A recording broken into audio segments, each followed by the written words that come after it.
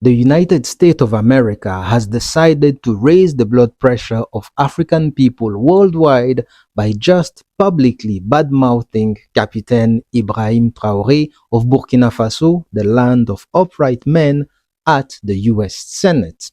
But a part of me believes that Africans created the environment for this to happen. Look, in my village they say, it is the lion that moves in silence that sleeps with a full belly. You see, due to excitement, Africa has not allowed the captain to cook in silence. So, on top of smelling it, the streets felt the heat. And as a result of many compelling factors, the comment came from the US General Michael Langley, who criticized and accused the captain of diverting his country's gold reserve for his personal interest at the expense of his people.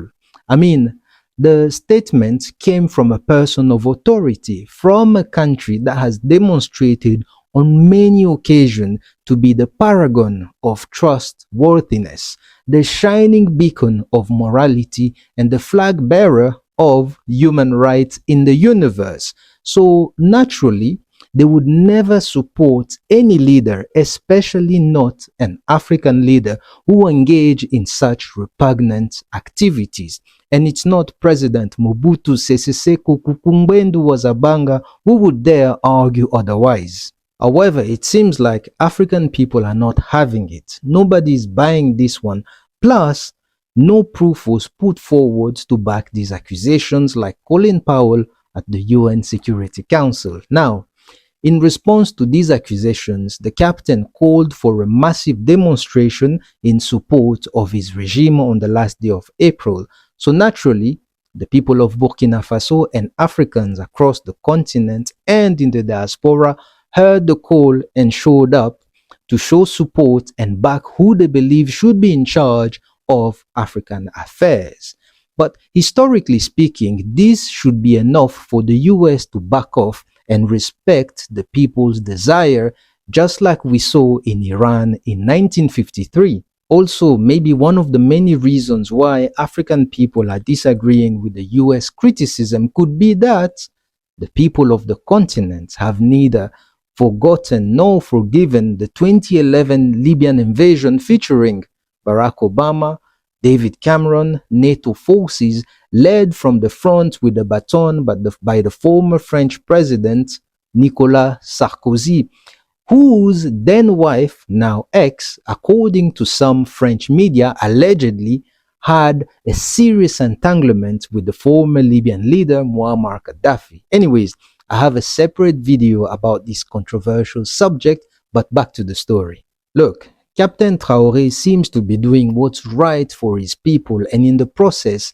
he's putting many African career politicians and leaders to shame, because he's showing African people that if some countries today are still crawling instead of running, it's because the leadership likes it that way, or they are just way too scared. So for the US general to attack such a man, it's perfectly normal, because the US general is looking after America's interest and the captain is looking after Burkina Faso's interest in a way that only focuses on uplifting the lives of his people using the country's natural resources. And that, you see, is a dangerous thing to do in a world where Africa's natural resources have always been considered to be the property of non-Africans, and African history bears witness. So how dare the captain thinks he can use them to build up his country without involving Western multinational companies that have been plundering it for years? But worse, he pulled his country out of the many bizarre colonial deals and booted the French army from Burkina Faso. I mean, who's gonna take all the credit if the captain succeeds? Burkina Faso? Hell no. That's absolutely ludicrous. You see, no wonder assassination attempts against the captain are plenty.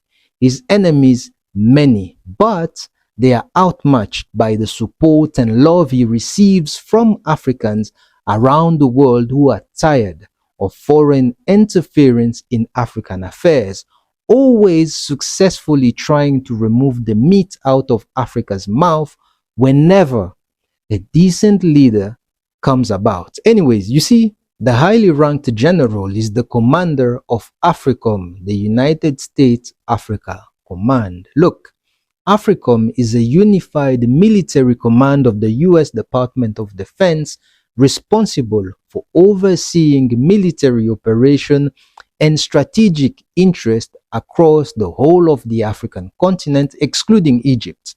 But interestingly, the headquarters is in Stuttgart, Germany, rather than on the African continent itself. However, to be fair, African leaders are the one who agreed to these arrangements, allowing foreign military forces on African soil. Because let's be honest, it's not like that branch of the US government has a long and rich history of invading, intervening, and interfering in other nations to impose their way and protect the interest of their elites. To me, this is like agreeing to live with an adult tiger under anesthesia in your house, thinking you are safe when in reality, at any moment, you could be the one put to sleep. We, ni nini?